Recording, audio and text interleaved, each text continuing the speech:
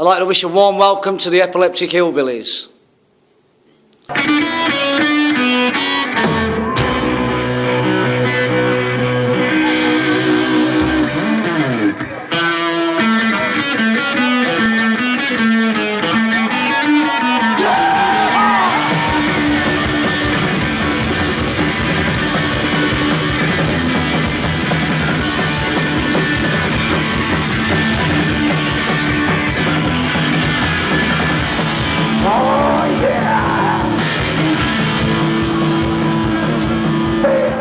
Back from Pineda last week. Can I ask you, how did you all find it? Hot.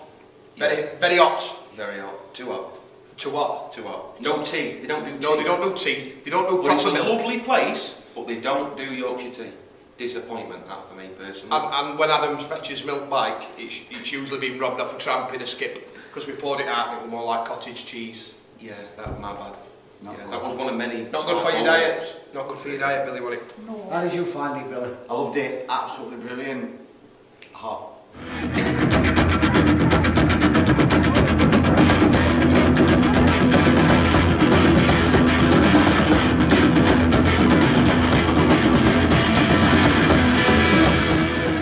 Your overseas popularity. I can see you've got quite a following overseas now and you're building it slowly but surely. Can you tell me a bit about it, Billy? Yeah, the band seems to have took off a lot more now since the second album's come out. First album we were going over and just playing, but nobody really got a band anyway as such at that. And which countries are you finding that are quite new to you, where they're just starting to hear about you? Well, like a lot of interest now has come from like Japan, a lot from America, and a lot from, we've had quite a few Russia and Czech Republic, so them sort of areas. And where do you find yourselves to like be the most popular overseas in Europe now? I'd say at the minute we're getting probably is Germany and France, which are like Germany's, you know, the place. And have you got any far-flung places that you're still to visit where it's imminent this year, next year? Not this year. We've got something sorted, hopefully 99% for America next year. And we've just done Spain, as you know. USA. Sorry. We've got Finland. We're playing Finland. When is that? When is that? That's in... it's not far. Is it August? August, It's yeah. in August, yeah. I believe. So yeah, Finland's really good. I love Finland. Look, Finnish people are nice. I don't have a voice to go to much better. I don't fit in the way of that Tennessee. I don't got more trades, but my story's not there now. Bongo people rocking on after I'm gone. Don't waste your time on me. I don't worry about you, so don't worry about me. There's nothing in this world I'm proud of being. There'll be a rocking cycle. As people will be aware now, there's been a line-up change in band. Can you explain some of that, what it's like with new member Stephen as a trio now? I'll do. Yeah, it's not really changed that much in format of the band. We still do pretty much the same things we did before, but obviously Adam's a little bit younger. Billy's always been a bit younger.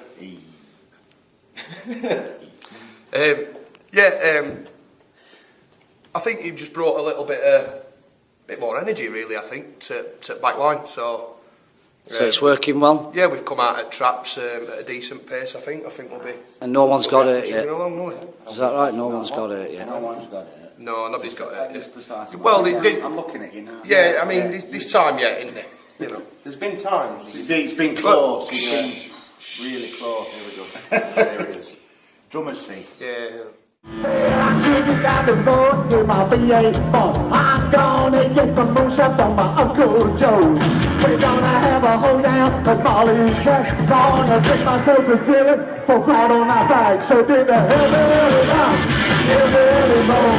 Hillbilly music's gonna hillbilly rock, hillbilly roll.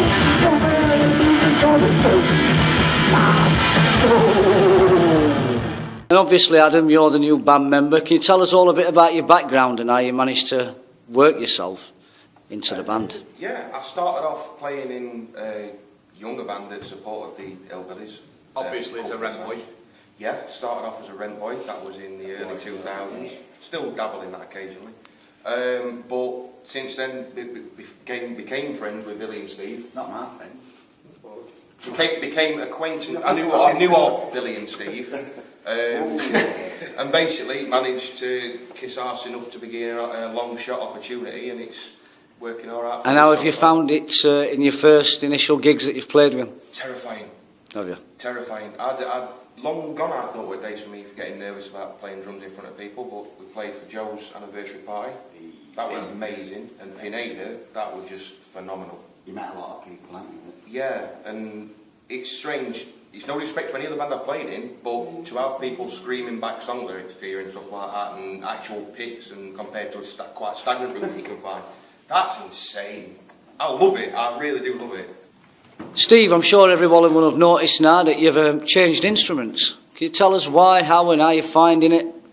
Well, basically, once we decided to go with a different format, we just decided it'd be easier to find a drummer than it would a bass player. So I picked bass up. I was up at Billy's in your kitchen, and we had a little jam session, didn't we, acoustically, and I was terrible. So Billy says, I think that's pretty much you done. So either learn to fucking play it or find a new job. So I had to learn to play it. Yeah. And how are you finding it in terms of your fitness? Because obviously playing drums is going to be a fit. Well, it's hard work for a fat fucker, to be quite honest. I'm not going to lie. I do struggle a bit with bitch tits. Get me a bastard. But Billy's diet's helping. You know, it's keeping me on straight and narrow with his cardboard and his walnuts. Can't do that.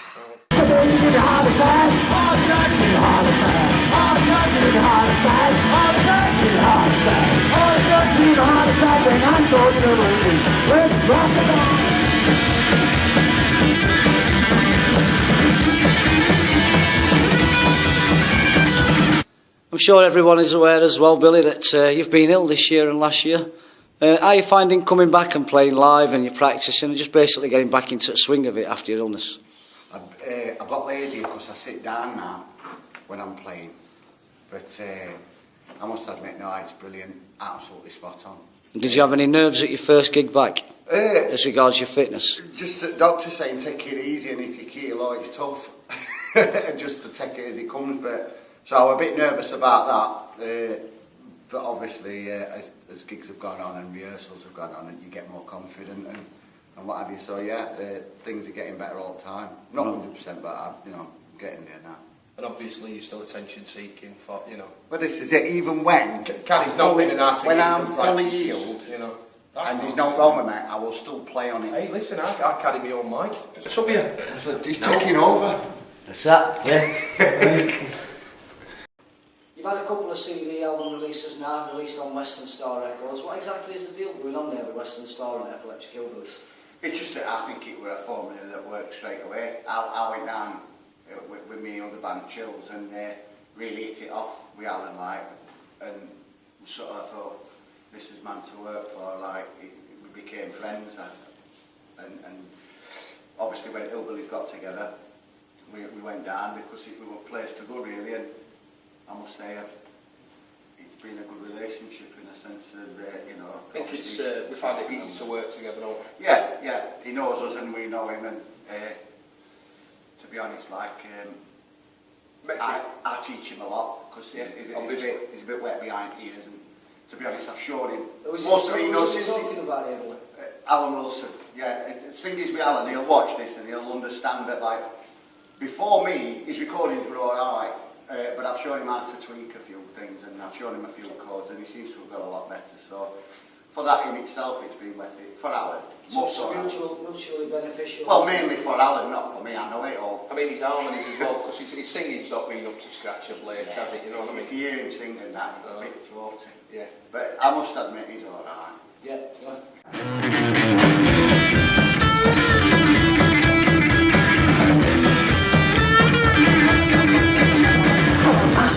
Down the street, I'm looking for something that he's not seen.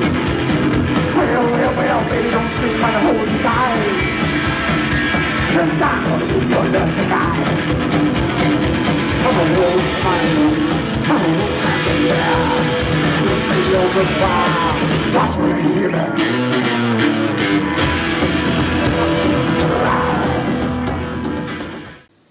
Now, I'm sure that anyone that's ever met you guys before will certainly confirm that you're a charismatic kind of band, and I'd be interested to see Coach, we are. how your charisma rubs off with other bands that you've played with. What's your relationship with any other bands? Are you pals with any? Have you enemies with any? Yeah, we don't like any, they don't like us. I don't think so. No, but... Oh, we get on with everybody, don't we? Yeah, we are, as I say, it's nice to be able to play with like a sort of a big band, like, and we sort of look up to them and think, wow, and you know, then we play with bands our sort of size. And Do you want to do any name dropping while we're here? Well, just everybody, you're all good. I've got to say, I love Luna Vegas. I always liked them, but then to knock about But in in an it's eight, in that was in a such weird good way he laugh. loves them. Yeah, Do you know what I mean? he's got a bit of a thing for Nick, so if you're watching Nick, watch your arse. He does touch It's not himself. Nick, it's Chris. Oh, sorry, I do apologise, Nick, you say. Very similar. Leads me to my next question. I'm going to ask you all individually what your influences are, you know, certainly for your instrument that you play, who your influences are, and also, you know, your musical influences are that you enjoy listening to, etc. Can I ask Adam that first? Yeah, if you want. I started off playing drums and typical teenager, Travis Barker was king and everything else and all that type of stuff. But then I started looking at more people further down the line, the more that I got into music and started understanding it more. People like Derek Grant from Alkaline Trio, I think he's amazing on drums. Jojo Mayer, another good drummer. And I tend to look at old bands. And I've got a pretty broad taste in music, so I'll not name drop, but there's a lot of bands out there that I like and can kind of take unspoken advice, if you will, from. So anybody and everybody, if it's good, I'll like it. Good stuff. Can I ask Steve the same question? Yeah, well, influences for my instrument, pretty much my old man, really. And who's your old man? Paul, who were in band before, bass player. He pretty much drip-fed me psychobilly and rockabilly through being a nipper, so... What bands has your dad been in previous? Oh, Radiacs, Crewmen, and a couple of other bits and bobs. But bands themselves, Crewmen were definitely influenced, because I heard a lot of them when I was younger. Sharks... We're friends, eh? Yeah, Frenzy. Meteor's definitely a massive influence. I think they've got a bit more venom than other bands, and when you can get your shirt off and get stuck in, that's what it's all about for me. So, Good stuff. Billy Boy? I love all my rockabilly, blues, love psychobilly from when it started, basically, like massive fan of Meteors, as you know, everybody is, or should be, and Cramps, massive fan of Cramps. What about your playing style? Is there any influences upon your playing style? No, not really. My style's called blagging it. So it's just a matter of if I can get 30 minutes in or an hour and get through it, I've done good. we are having another heart attack. And yeah, I'm just happy. But everybody really, I like everything. I'd like to delve a little bit deeper now and find out, you know, your influences, who writes your songs, any influences upon your songs. You know, your favourite Hillbillys song, for instance. So I'll give first questions to Billy. Billy, can you tell me who writes your songs, how your style of writing comes about? I write most of the songs I didn't pen them, but we do it together as a unit, do you know what I mean? In the sense that I'll come down a lot of times with lyrics or a tune and then we build on it from there. But I think mainly it's just, I'd say we're old school, you know, in a lot of ways. I think you do what you know, and I think that's it. I'd like to write bigger in-depth sort of stuff, but to be honest, it's not me. So Is that lyrically and musically? Yeah, I think I grew up in here where it was just good fun, and you know, write daft lyrics in a sense that, you know, mainly there is some deep stuff in there, but mainly stuff that makes people want to laugh and shout and scream, hopefully, and like put a smile on their faces. I think to me, if I want to go out and have a good time, I want to be smiling while I'm doing it. It's got a beat, you can dance to it. Yeah, if you can break dance, you cracked it. Brilliant. Steve? Yes. Whoa. Can you tell me, you know, on the writing style, what sort of influences, any previous bands, any old bands, any sort of genre that influences your writing style? Very much a neo-rockabilly is a big influence on some of the stuff we write. Just down to, obviously, that old school format. Somebody once said you can't have psychobilly without any billy in it. And I think that's very, very true. The Lord himself. Yes. Oh, was it himself? Oh, right, there you go. And it is very true. If you're gonna put a double bass in a speed metal band, it's not quite the same for me.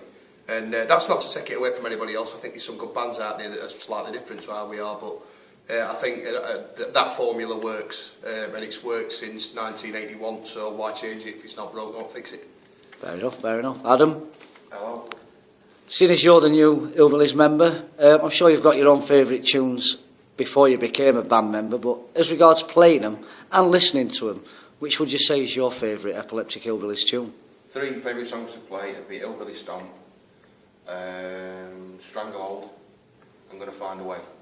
I absolutely love playing them songs. And why is that? I just find them fun to play, and it's not all because they're all happy-go-lucky. Strangleholds are really nasty.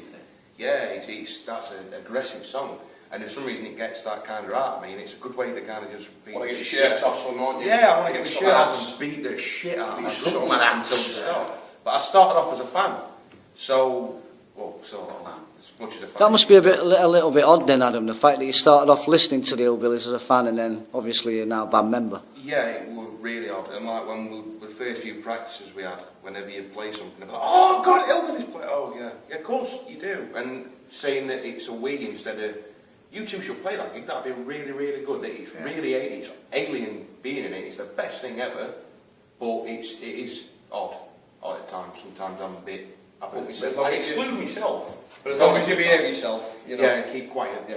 I don't know why you're talking to me. I've got no rights. Back in your box, you've had enough airtime, so. Drummers, Yeah. they didn't bite to make me and him look good. And in your other bands, all your drummers, you're only there to make your frontmen look good. He's right. Lights turn green, beats come through. You see a grin, a story low. I see the second, her then turns in. She didn't know she was up against the five strings to find out. Then I Luther and me. Right then, you proudly keep your Sheffield accents, don't you lads, wherever you play, and rightly so in my That's opinion. not wrong, love. Indeed. What is it and why is it so comfortable to keep your accent, and why are you so rightly proud of your Sheffield accents? I know I shouldn't speak, but I'm not technically from Sheffield.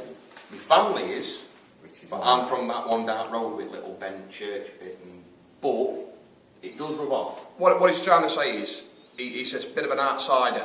Yeah. And I think you're marrying your sister in a couple of weeks, something like that. About a month. Something like that. It's still right. But for me, I think Sheffield, I'm comfortable here, and I've always enjoyed the scene that Sheffield, well, used to have, I suppose, is probably the best word. Well, it's still out. But there's still a few old boys about, and when you get together, you can have a good old laugh. And Do you not find that people outside of Sheffield struggle to understand your accent? Because I've noticed Billy on stage, when Billy's talking in between songs, that Sheffield accent's still there. I can't help it. in Spain, What we are, isn't it? yeah. Go on, Spo. Go on, son. Get stuck in. See you down to go on, love. Yeah. It's just one of them things. You are what you are, aren't you? Don't try to pretend you're something you're not. And we just know And prouder. And comfortably so. And I do love And Sheffield. Sheffield, Of course you do. There's no finding them. For me, of course. So have you got any plans, any future plans for anything to be released, any recordings to be done? We're going to be looking at doing a recording towards the end of this year, probably October time. And will that be your own album? Yeah, we'll be looking at probably, 12, Right. 13 tracks, something like that. 12, I think. Screw And 12 out. we'll try and get a new album knocked up for In this new for beginning format. of next year. And also your future plans. I noticed on YouTube there's a couple of popular videos. This Secrets video that's made Steve a bit of a star. And there's also the Wolfman video. Have you got any more plans for any other promo videos to be done? Not your live ones, you know, your promo videos. I'm going to act as if I'm getting said in this. Yes, we do. We do have plans to make videos, and they're going to be sick. They're going to be, I'm assuming from what we've Not all sick, discussed, fat and bad, just sick. yeah, We're not gonna murder sick as some in, yeah, it's just going to be pretty to bone and vile, and maybe some, I don't know yet, body bags lying about, and from, we had a big discussion about it, didn't we? And We had a small discussion. we about got, it. You got it very was big to excited me, about because it. you're stars, do you know what I mean? We had to I'm just let alone Adam Yeah. from the fence side at church, you know what I mean? It was all going right well, and then you just... And you started ringing Jason Statham. Started You know what I mean? Can't stand it. It does me boxing. Jason, if you're watching, we do apologise. It's I from don't Chesterfield. What's the one? Apologise. I don't. He's only from round corner from me, you know, Jason Statham. That were guy. That were. Don't worry about it. Oh, forget it. Don't worry about it. Which leads me to the last one of this particular question, the last part of it. Since Pineda, obviously Billy's found that he's happy gigging, his fitness levels are there. Steve's on new instrument, his fitness levels are there for gigging.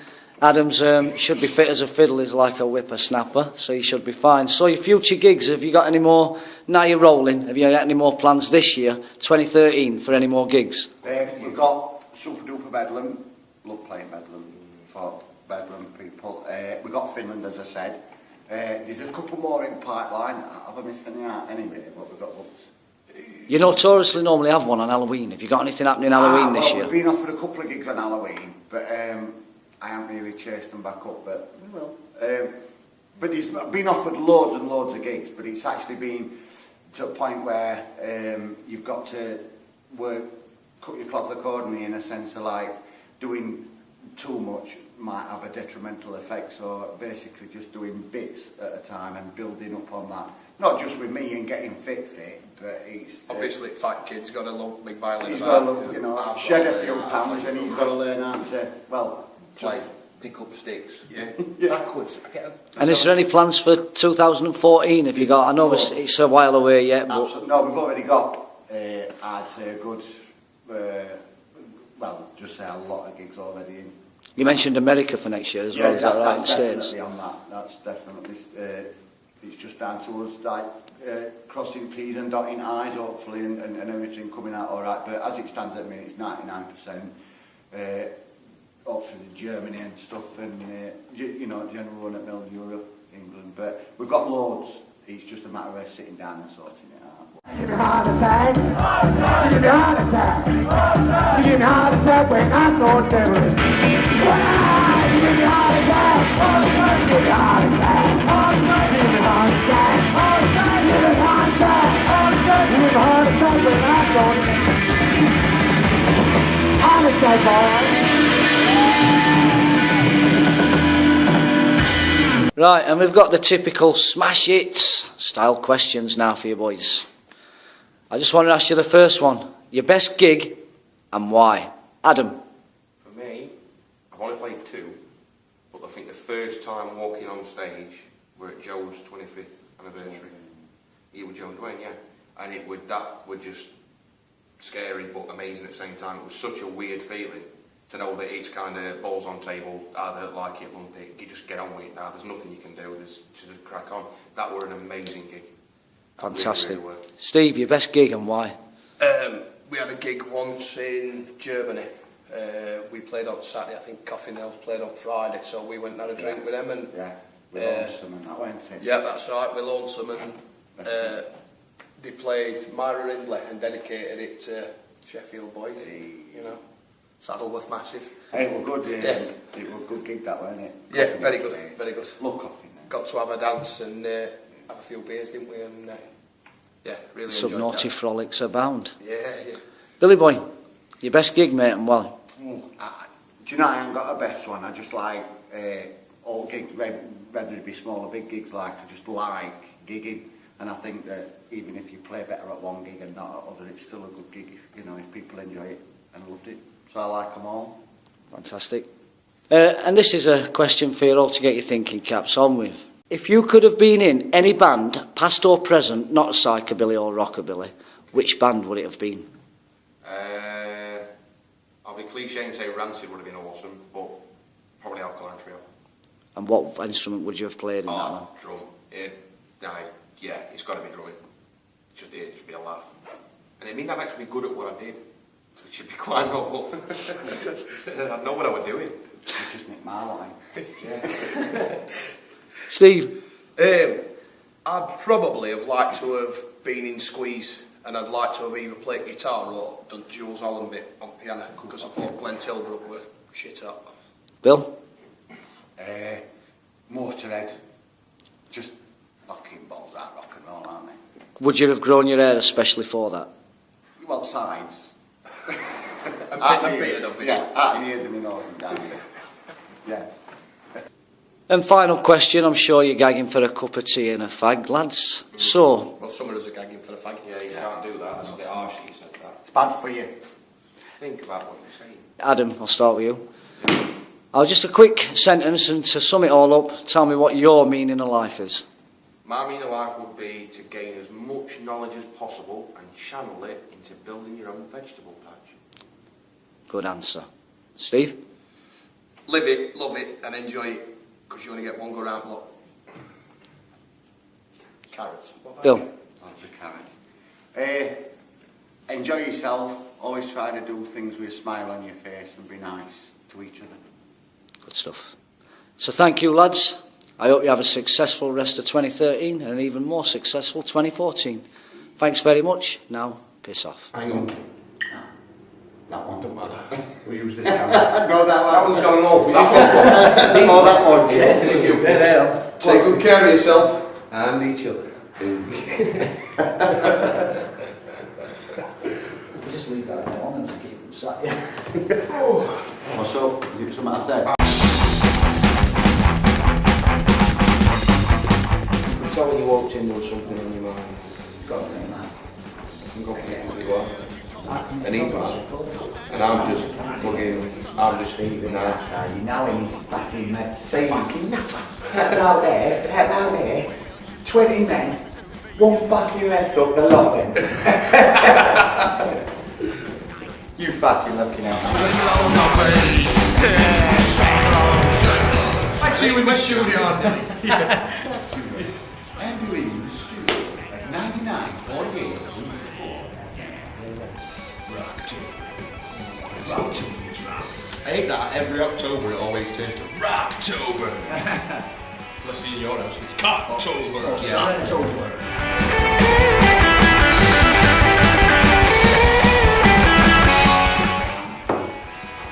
How are you? It's a big bloody fucking hill plant season. What's that all about? I'm assuming it used to be a wheel. Or a really fat bird's belly. Either way, I don't know. What I done wrong, this girl, she's not staying long on me. You know, had a pancake, haven't we? Not yet, on the last question, Paul.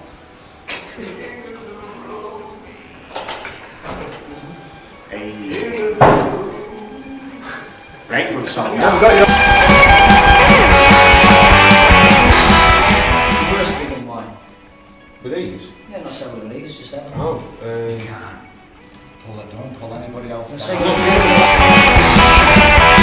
Something is happening, she's laughing at me.